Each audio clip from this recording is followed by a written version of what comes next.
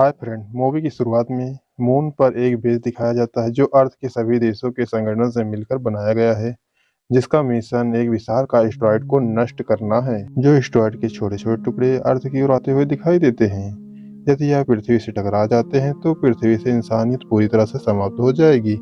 इसीलिए पूरी इंसानियत को बचाने के लिए सभी देशों की कोशिश शुरू हो जाती है। सभी देश मिलकर एक प्रोजेक्ट की शुरुआत करते हैं जो मून पर एक बहुत बड़ा बेस बनाया जाता है।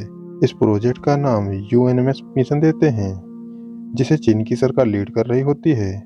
इस मिशन में वे सभी मून पर एक ऐसे न्यूक्लियर बेस बनाने की कोशिश करते हैं जहां से बहुत सारे न्यूक्लियर की सहायता से एस्टेरॉयड को अंतरिक्ष में ही खत्म किया जा सके।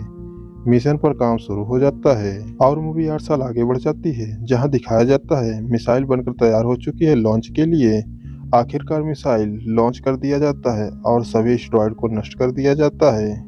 इसीलिए पृथ्वी पर सभी लोग जश्न मना रहे हैं। मिशन लॉन्च के बाद कमांडर जिन अपने टीम के साथ मून स्टेशन पर वापस लौट आती हैं, जहां पर सभी लोग उनका स्वागत करते हैं, जिसमें डुग्गू भी मौजूद है, जो कमांडर जिन को बहुत ज्यादा लाइक करता है, लेकिन वे उसके आलसीपन के कारण उसे डांट कर वहां से चली जाती है। इसके बाद डुग्गू अपने कमरे में चला जाता है एंड कमांडर को इम्प्रेस करने की नए नए तरीके सोचने लगता है। तभी यह पता चलता है कि न्यूक्लियर ब्लास्ट में हुए एस्टेरॉयड के कुछ टुकड़े इसी मून स्टेशन की ओर तेजी से आ रहे हैं, जो 30 मिनट से भी कम समय में टकरा जाएगा। जैसे कमांडर जिनको यह पता चलता है तो वे तुरंत सभी वर्कर को निकलकर रॉकेट की ओर जाने का ऑर्डर देती हैं। लेकिन डुग्गू को यह पता नहीं होता है, वो अपने विचारों में खोया होता है और जब तक उसे होश आता है तब वह देखता है सभी रॉकेट अपने स्थान को छोड़कर ऊपर की ओर जा चुके होते हैं। लेकिन आखिरी रॉकेट में जिन डुग्गू का इंतजार कर रही होती है। डुग्गू स्पेस रोवर की मदद से तेजी से उसकी तरफ बढ़ता है, लेकिन रास्ते में एक बहुत बड़ा गड्ढा मिलता है, पर वह उस गड्ढे को पार नहीं कर पाता है। तभी चट्टान के टुकड़े काफी तेजी से मून पर गिरने लगते हैं। इसीलिए कैप्टन को भी डुग्गू के बिना अपना रॉकेट उड़ाने पर मजबूर हो जाती है। डुग्गू कुछ समय बाद उस गड्ढे से बाहर आता है तो देखता है कि सभी रॉकेट उसे उस स्थान से छोड़कर बहुत आगे जा चुके होते हैं और कुछ टाइम में वहां पर एस्टेरॉयड की बारिश होने लगती है और वहां के सभी उपकरण को तहस-नहस कर देती है।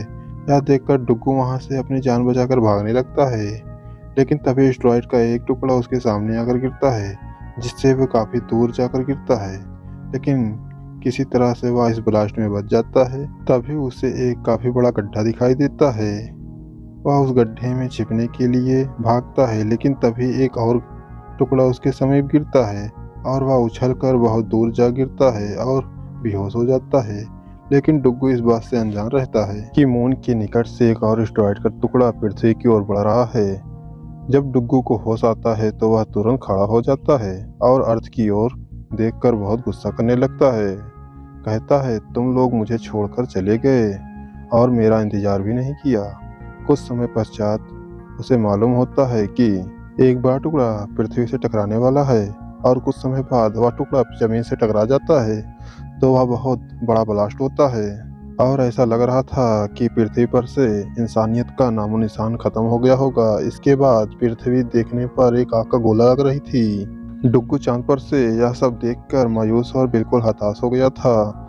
डुग्गू के पास बेसमेंट में जाने के अलावा और कोई रास्ता नहीं था। डुग्गू बेस में जाकर पृथ्वी पर सिग्नल भेजता है, पर कोई जवाब नहीं आता है। कई दिन बीत जाते हैं पर पृथ्वी से कोई सिग्नल नहीं आता। ऐसा एहसास होने लगता है कि वह अब इस दुनिया में अकेला इकलौता बचा हुआ है। यह सोचकर उसका दुख और बढ़ जाता है, साथ ही अपने मरे हुए दोस्तों को याद करता है। यह बेस में इतना खाना होता है कि वह अपनी पूरी जिंदगी बिता सकता है।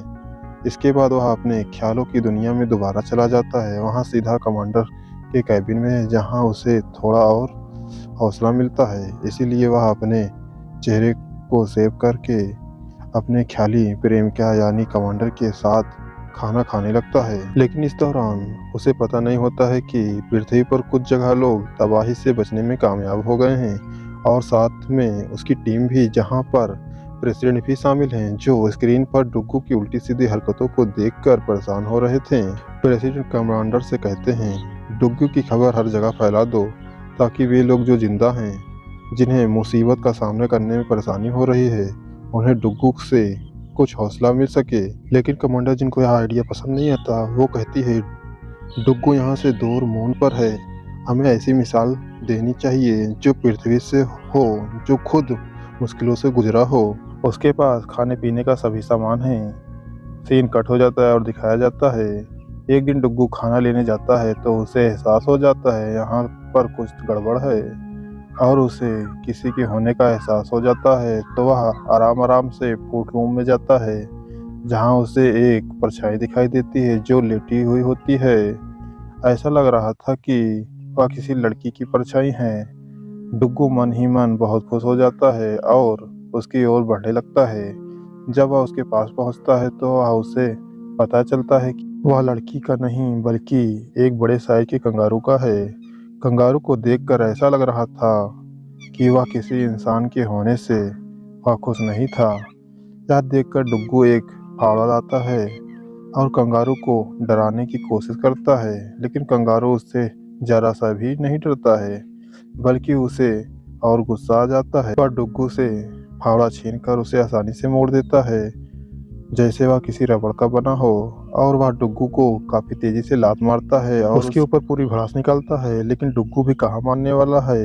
वह एक मजेदार प्लान बनाता है ताकि वह कंगारू का गुस्सा ठंडा कर सके और उसका मूड शांत कर सके।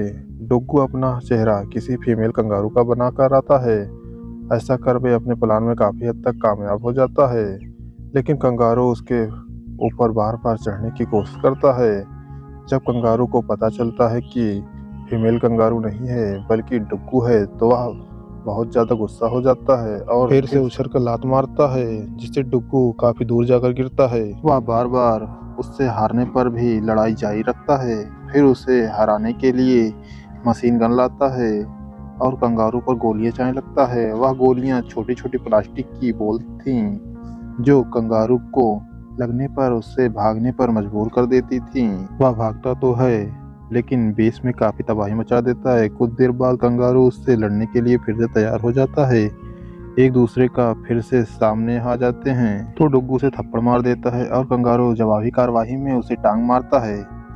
डुग्गू फिर से गिर जाता है तो उसे काफी गुस्सा आ जाता है। वह गन उठाता है पर कंगारू उससे फिर से कसकर थप्पड़ मारता है पर दोनों गिर जाते हैं, लेकिन दोनों को ज्यादा चोटें नहीं आती। तभी डुग्गू को एक चीज देखकर हैरान हो जाता है। जो उसने जमीन पर सिग्नल भेजे थे उसका जवाब आ रहा है। यह देखकर डुग्गू बहुत खुश हो जाता है कि जमीन पर अभी भी इंसान जिंदा हैं। उस तबाही से शायद बच गए होंगे, लेकिन इस बात से अनजान था कि वह सिग्नल कंगारू की वजह से आ रहा था। उसे बचाने जमीन से कोई नहीं आने वाला है। लेकिन सभी बातों से अनजान डुग्गू फिर भी बहुत खुश था और कंगारू को भी दिखाता है कि हम बहुत जल्द पृथ्वी पर होंगे। एक बार फिर कंगारू से थप्पड़ मारकर नीचे गिरा देता है। डुग्गू को चांद पर रहते रहते 200 से ज्यादा दिन हो गए थे। अब वह कंगारू के साथ रहना भी सीख लिया है और वह एक प्लान भी बना लिया है कि वह यहाँ से कैसे वापस जा सकता है। वह कंगारू के साथ बेसमेंट से बाहर निकलता है और उसे बताता है कि अभी भी चांद पर एक रॉकेट है जिसका इस्तेमाल करके हम यहाँ से बाहर निकलेंगे और हम अभी उसी के पास जा रहे हैं। बहुत जल्द रॉकेट के पास पहुँच जाते हैं और कैसे भी करके उसे लाने में कामयाब हो जाते हैं। डुग्गू उसे ठीक करने में लग जाता है। उसके सारे टूटे हुए हिस्से को बदलने लगता है। उसे एक बड़ी मुश्किल का पता चलता है जो यह थी कि वो रॉकेट केवल 20 पाउंड का वजन बर्दाश्त कर सकता था। इसीलिए रॉकेट को चलाने के लिए उन्हें अलग से सिस्टम की ज़रूरत थी।